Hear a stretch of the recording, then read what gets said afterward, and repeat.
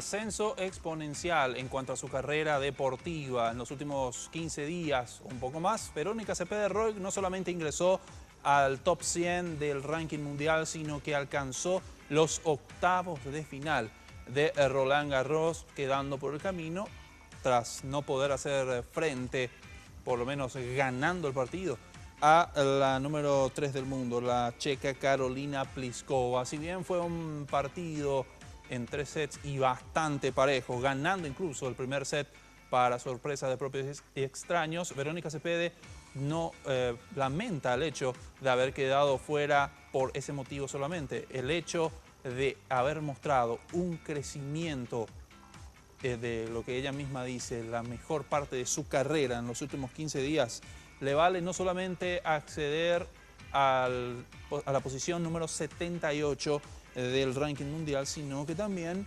estará en Wimbledon del cuadro principal. De la misma manera que accedió a Roland Garros, ya tiene su nombre anotado en el próximo Grand Slam.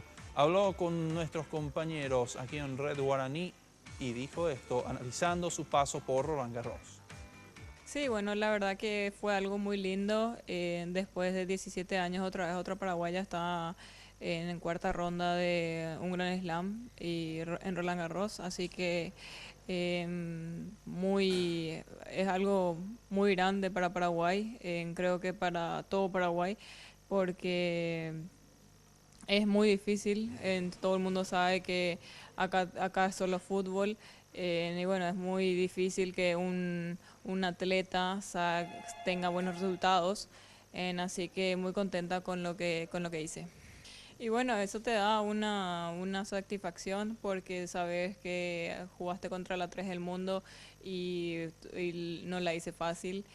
Tuvo que lucharla, así que después vi el resultado contra García, que fue también una jugadora con mucho nivel, con mucha experiencia, así que dije que que tengo el tenis para estar ahí, y bueno, eso ayuda mucho también para saber de que uno que está en el nivel y que solamente falta pulir algunos detalles. Bueno, eso nunca se sabe, pero me estoy preparando de la mejor manera.